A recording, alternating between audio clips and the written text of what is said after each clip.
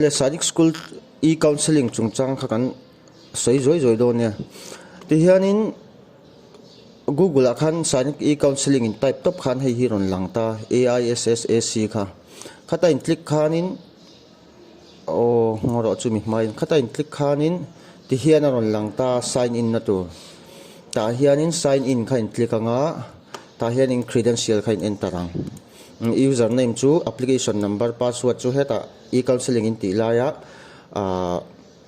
engeni in password set kha ti chuanin helaya in login khan ti hian alo om don ta hi poilo tur ka ngai August na hi atling thawa kan man saka credential e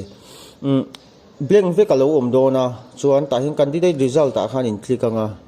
candidate result in click khanin helai hnuai khanin seat allocated ti kha Sainik School chingchip kha alo in zia chon Sainik School chingchip in qualify ta un allocate so seat in chang ti na ni ta round 1 na chuanin category hi home unreserved category in Augustine bi khi chu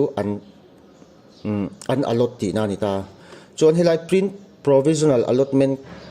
letter hi hemi ma hianin ama chon hi chu ka accept to ni ta accept ma hi chon accept and continue ti kha ta kha in accept ang khalai kha siat tu chu accept nge ngai ti kha siat tu ania kallo accept lo chon reject ang pona kal thei ta round 2 anon ti le huna khanin hemi hi tu na round 1 accept hun chu ni som patni khengning ka sia kami ma a lo accept nge tu chuanin kan accept lo chuanin i round 2 a khan khami kan seat kha i vacant seat angin ron kal le don ta seat olang khan ron kal le de don ta chu wang chon khalaya khanin last date zo ma nge in lo accept nge tur kan du school a khan min allot chuanin accept and continue kan click anga chumi zo print allotment letter chu hei ani maya hei hi kan lo print anga kan lo da thang ti chuanin kan siat le bok tur chu round 1 na hianin i an allot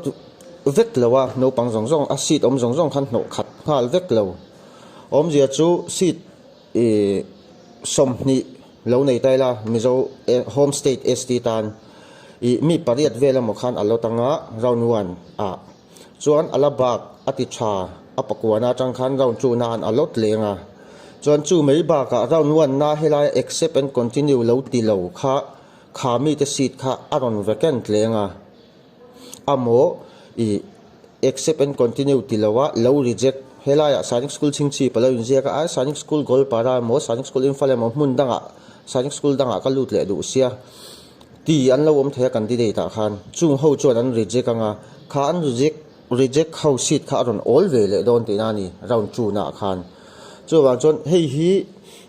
min alot to chuanin lo ti tur om to em lawa school ina medical ati tur hun adon siat tir hun lo ngai chan lo nga kha ni deuh maya chuanin round 1 na alot ve lo khachu round 2 na anon hon le huna a san pa registration ti ngai to chuang lawa kan result khamin alot nge alot lo ti kha kan en ve leang kan log in lenga candidate result ta khanin kan lo en ve le mai don ya ti khana chiang thok khating ka sia khati thlen khati le phot chinang